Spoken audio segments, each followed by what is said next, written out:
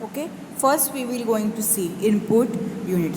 This unit helps user to enter data and commands into a computer system. जसं तुम्हाला मी मागाशी सांगितलं की तुम्ही कीबोर्डवरती कुठलीही की प्रेस करता, कुठलेही ऑपरेशन्स परफॉर्म करता, डिलीट करायचं असेल, बॅकस्पेस द्यायचा असेल, स्पेस द्यायचा असेल, ओके, प्लस साईन मारायचा असेल, नंबर्स टाईप करायचे असेल, so it is means what we are giving instructions to computer that I want this sign, I want backspace, I want space in between two words, I want number 1 2 3 4 5. Understand? Data can be in the form of numbers, words, actions, commands, etc. The main function of input device is to direct command and data into computer. Okay, main function काय आहे input device चं? Is to direct commands and data into computer. Main function काय आहे input device चा? To direct commands and data into computer. Computer that uses its CPU to process data and produce output. Okay.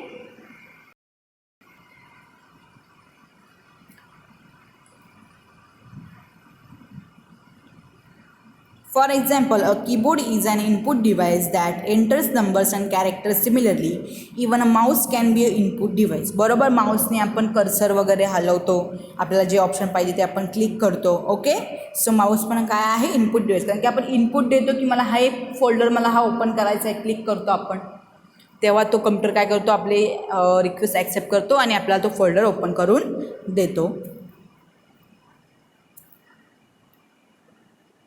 Other examples include barcode reader, magnetic ink character reader, optical character reader. Barcode reader तुम्ही बघितलं असेल की आपण big shop मार्केटमध्ये वगैरे जातो त्यावेळी त्यांचे आपण जे प्रोडक्ट बाय करतो त्यावेळी ते त्यांच्या पीसीला एंट्री मारण्यासाठी बारकोड तिथे असतो, त्याच्यावरती ते स्कॅन करतात.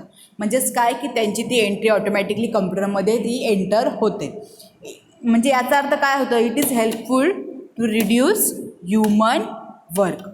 अंडरस्टँड? ओके, तर this are the examples of input unit. हे तुम्हाला एक्झाममध्ये विचारू शकतात, इनपुट युनिट कुठले कुठले आहेत. आणि हा क्वेश्चनसुद्धा इम्पॉर्टंट आहे, architecture of computer system.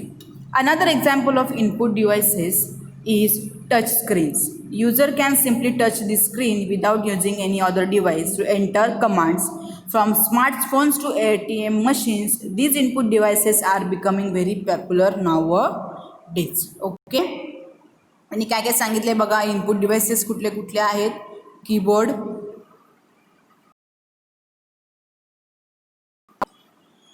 Mouse, barcode reader, magnetic ink character, okay, OCR, त्याच्यानंतर touch screens, ATM machines. Okay, touch आपल्या मोबाईलला बघितलं असेल, आता सगळेच अँड्रॉइडचे मोबाईल टच स्क्रीन येतात. आपण काय करतो, आपल्याला कुठला एखादा गेम ओपन करायचा असेल, व्हॉट्सअप ओपन करायचं असेल, फेसबुक ओपन करायचं असेल, तर काय करतो आपण त्या सॉफ्टवेअरच्या साईनवरती, सिम्बॉलवरती आपण काय करतो, क्लिक करतो, टच करतो.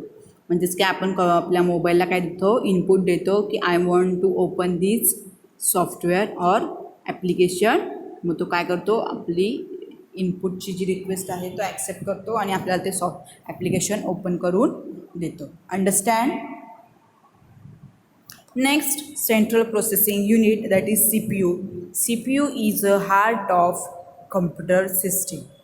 ओके, आपला जो सगळा डेटा जो आहे, तुम्ही म्हणाल की जसं आपल्या TV मध्ये आपल्याला दिसतं सगळे चॅनल्स वगैरे, बरोबर, तसंच कम्प्युटरवरती आपल्याला स्क्रीन वगैरे डिस्प्ले होते. पण आपले जे सगळा जो डेटा आहे तो कम्प्युटरच्या मॉनिटरमध्ये स्टोअर नसून सगळा डेटा आपल्या CPUमध्ये, हार्ड ड्राईव्हमध्ये सेव्ह केलेला असतो. ओके, आपल्या मॉनिटरमध्ये फक्त डिस्प्ले करायचं काम करतं monitor.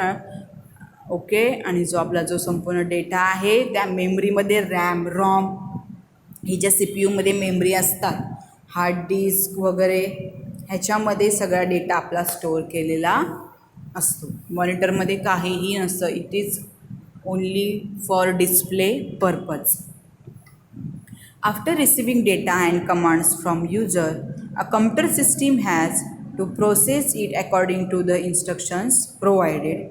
Here it has a really on a component called the central processing unit. The CPU further uses these three elements.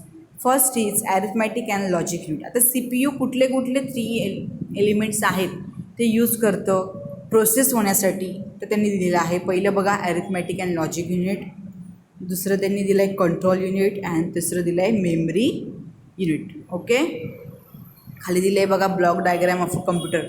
C P यूची त्यांनी ब्लॉक डायग्राम दिलेली आहे. It is also important, very important question C P Us. Okay, त्याच्यामध्ये पहिलं बघा this part of C P U performs arithmetic operations. It does basic mathematical calculations like addition, subtraction, division, multiplication etcetera. Further, it can even perform logical functions like the comparison of data. पहिले आपण diagram बघू C P यूची. Okay, हा आपला C P you आहे. C P यूमध्ये memory दिलेली आहे. मेमरीमध्ये दोन टाईपच्या मेमरी येतात, एक प्रायमरी मेमरी आणि एक सेकंडरी मेमरी. ओके, नंतर कंट्रोल युनिट अँड दुसरं दिलं आहे अरिथमॅटिक अँड लॉजिकल युनिट. बरोबर, input unit and output unit. आता इनपुट युनिट म्हणजे काय, हा पहिला आपला झाला डेटा म्हणजे कीबोर्ड.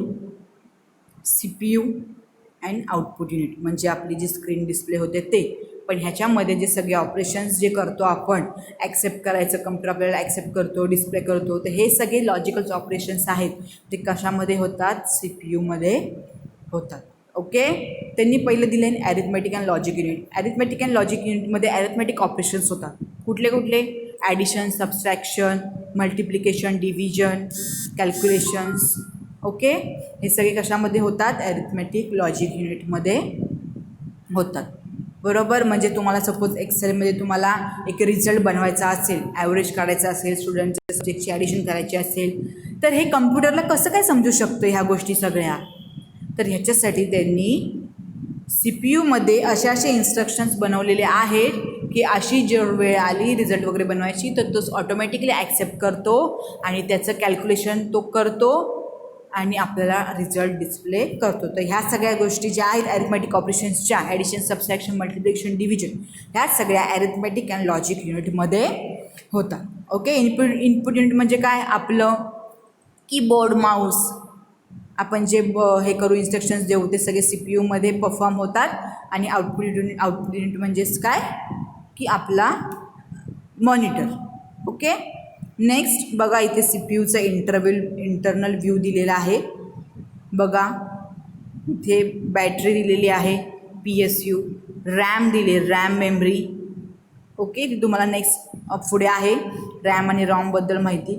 सी पी यू दिलेला आहे. इथे कूलिंग फॅन दिलेला आहे का आता आपला पी सी भरपूर वेळ चालू असतो, भरपूर ऑपरेशन्स परफॉर्म करत असतो, त्याच्यामुळे तो गरम होतो, तर तो कूल होण्यासाठी इथे कूलिंग फॅन ऑटोमॅटिकली चालू असतो. मदरबोर्डवरती C P U, video card हे कशासाठी असतं, आपल्या जे गेम्स वगैरे जे आपण प्ले करतो, खेळतो मॉनिटरवरती, लॅपटॉपवरती. बरोबर, तर ते गेम्स सपोर्ट्स करण्यासाठी त्याच्यामध्ये graphics card, that is video card install करायला लागतं. तर हे त्याच्यासाठी आहे, ग्राफिक्स इमेज आपलं व्हिडिओज वगैरे आहे ते सपोर्ट करण्यासाठी द्यायला लागतात. रॅम, रॉम इथे उभे स्मॉल चिपमध्ये असतं, hard drive and C D ROM. Okay, next is control unit. This unit is the backbone of computers. It is responsible for coordinating task between all components of a computer system. Control unit कशासाठी use करतात, it is a backbone of a computer. It is responsible for coordinating task between all components of a system. The control unit collects data from input unit and send it to processing unit depending on its nature. Finally, it further transmit processed data to output unit to the facilitated user. Control unitचं काम काय आहे की collect input unit from the user. जसं मी तुम्हाला म्हटलं, आता मी काय केलं, कीबोर्डवरती मी टाईप केलं. बरोबर, टाईप केल्यानंतर मी काय केलं, ते कंट्रोल युनिट काय करतं, ते आपलं जे इनपुट आहे ते ॲक्सेप्ट करतं. बरोबर, आणि काय करतं, send to the processing unit, म्हणजे आपल्या सी पी यूमध्ये तो सेंड करतो. And depending on its nature, त्याचं काय जी कंडिशन असेल ती, जसं मला सपोज मला फेसबुक ओपन करायचं आहे, मी त्यावरती एक क्लिक केलं, मग ते काय करतो, कंट्रोल युनिट तो क्लिक ॲक्सेप्ट करतो आणि सी पी यूला पाठवतो, म्हणजे इन्स्ट्रक्शन देतो की user want to open this Facebook application. Okay, मग तो काय करतो, इन्स्ट्रक्शन्स ॲक्सेप्ट करून ओपन करतो, म्हणजेच काय आपल्याला तो आपली रिक्वेस्ट ॲक्सेप्ट करून प्रोसेस करतो data and output unit facility, म्हणजे आपल्याला ते आउटपुट देतं ॲप्लिकेशन ओपन करून. अंडरस्टँड. आणि हे जे ऑपरेशन्स आहेत हे सगळे इनपुट आउटपुटचे हे विदिन फ्यू सेकंड्समध्ये होतात, त्यामुळे आपल्याला समजतच नाही ते कसं त्यांचं एवढं वर्क फास्ट होत असेल ते. Understand. Next is memory unit. Once the user enters data using input devices, the computer system stores this data in the memory unit. Okay, these data will now remain here until other components of a CPU process it. The memory unit uses a set of pre-programmed instructions to further transmit this data to other parts of the CPU. memory unit मध्ये काय करतो, तो data काय करतो, सगळा enter केलेला data काय करतो, इनपुट डिव्हाइसमध्ये कम्प्युटर सिस्टममध्ये तो स्टोअर करतो. कशामध्ये, मेमरी युनिटमध्ये. आणि नंतर काय करतो, तो सगळा जो डेटा आहे तो नंतर सी पी यूला काय करतो, तो इन्स्ट्रक्शन देऊन काय करतो, ट्रान्समिट करतो. हे काम कशाचं आहे, मेमरी युनिटचं डेटा स्टोअर करण्याचं आणि ट्रान्समिट करण्यासाठी to home C P U. Understand. Okay, आज आत्तापर्यंत आपण एवढं बघूयात. नेक्स्ट पुढच्या लेक्चरमध्ये आपण टाईप्स ऑफ मेमरी बघूया. अंडरस्टँड. तुम्हाला जर काय डाऊट असेल तर मला पर्सनली मेसेज करा. Okay, thank you.